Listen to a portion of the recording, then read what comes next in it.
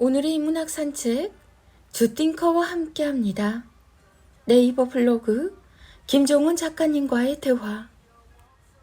지치지 않고 결국 해내는 사람이 되는 법. 이번 이야기는 매우 간단하다. 누구나 당장 실천이 가능하다는 말이다.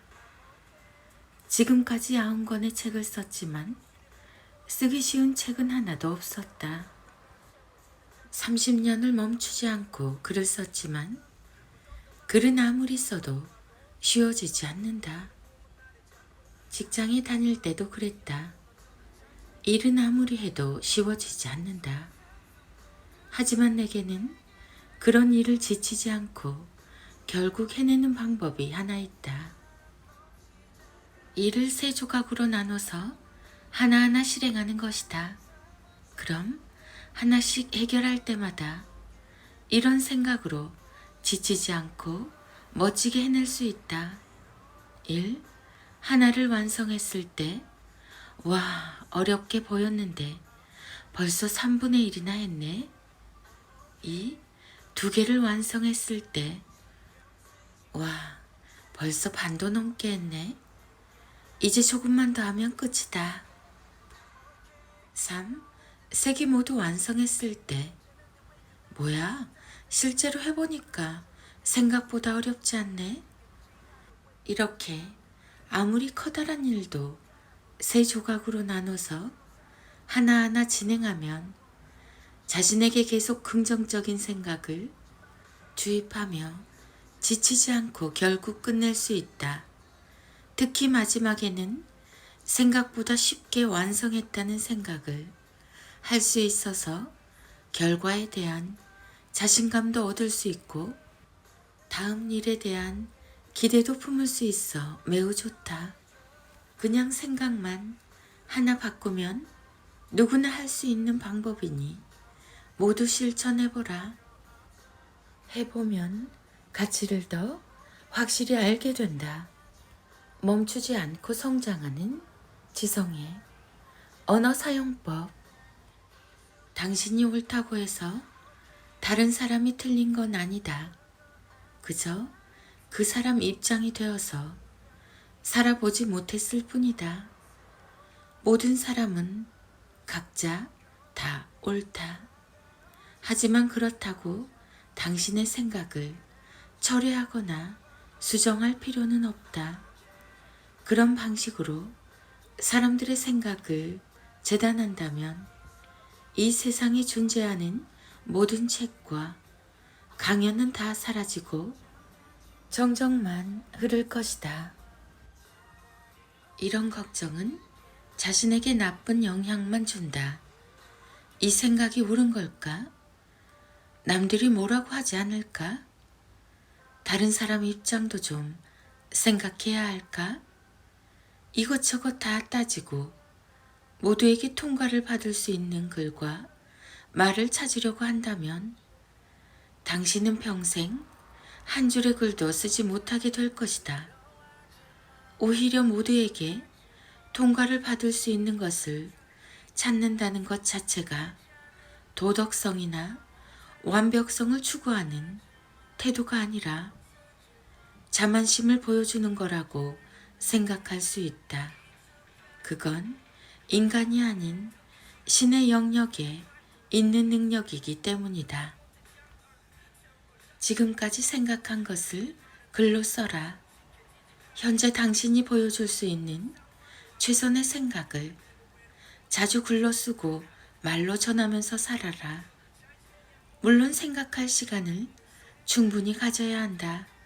그러나 글과 말로 보여줘야 할 시간이 오면 생각을 멈추고 바로 뛰어들어야 한다. 그래야 매일 당신의 내면에 지성을 차곡차곡 쌓을 수 있다. 멈추지 않고 성장하는 지성이란 쓰고 말하는 삶을 멈추지 않는 것이다. 카카오 스토리 김종원 작가님의 생각 공부. 칭찬의 수준이 곧 그 사람의 수준이다. 험담만 하는 사람은 최대한 멀리하고 칭찬을 자주 하는 사람을 만나는 게 좋다. 이건 그저 관계에 대한 조언이 아니다. 험담만 하는 사람은 바뀌기 쉽지 않다. 그건 의지나 태도의 문제가 아니다. 그들은 칭찬을 하고 싶어도 할 수 없기 때문이다.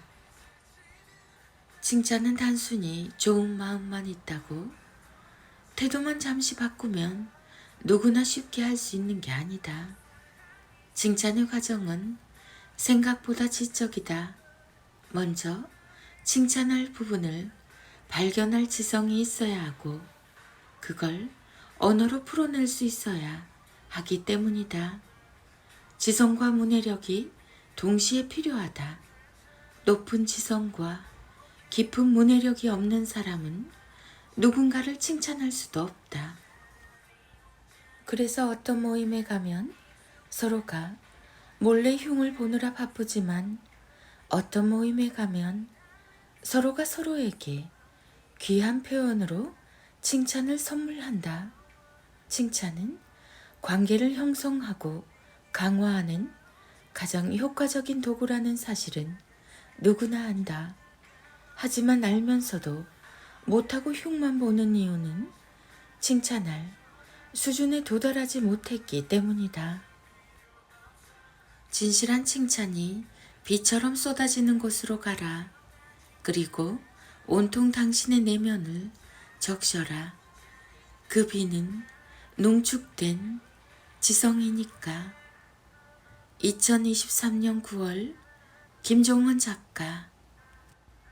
부모가 되고 느낀 17가지 감정. 부모가 되고 느낀 것. 1. 이거 아무나 되는 게 아니다.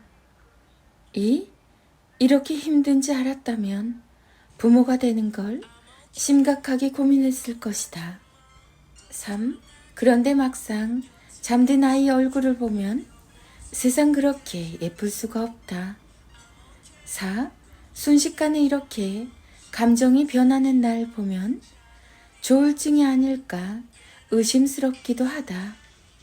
5. 쉬고 싶어도 마음대로 쉴 수가 없다. 6. 매일 밥만 먹고 청소만 하는 것 같다. 7. 아파도 돈을 벌어야 하고 죽을 것 같아도 설거지는 해야 한다. 8.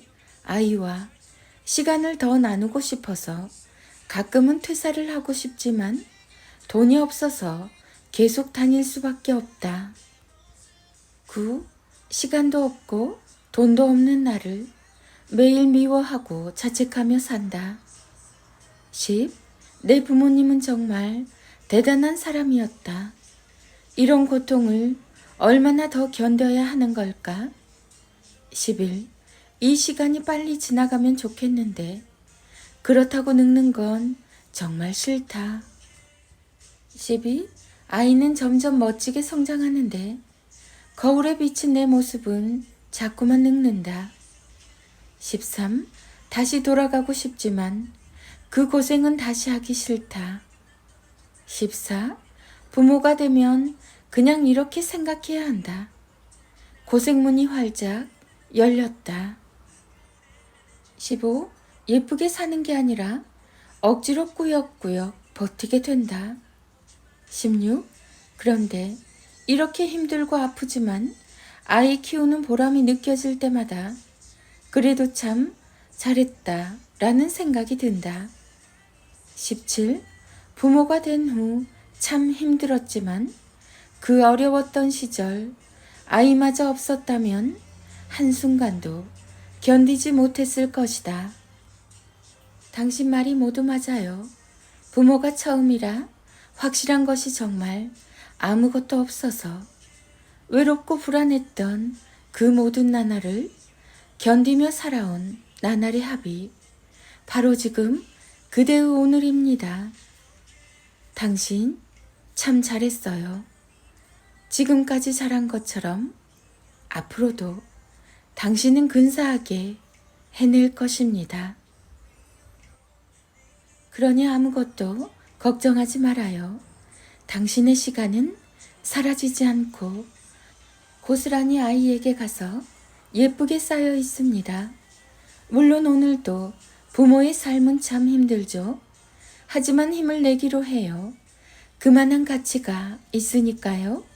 당신의 사랑스러운 아이가 당신에게 받은 그 모든 것을 아름답게 기억하고 있으니까요.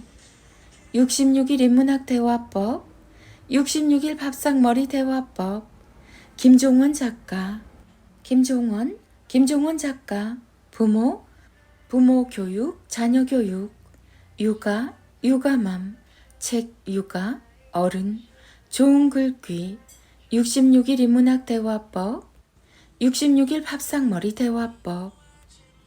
중3 대2 자녀의 낭송이 이어집니다.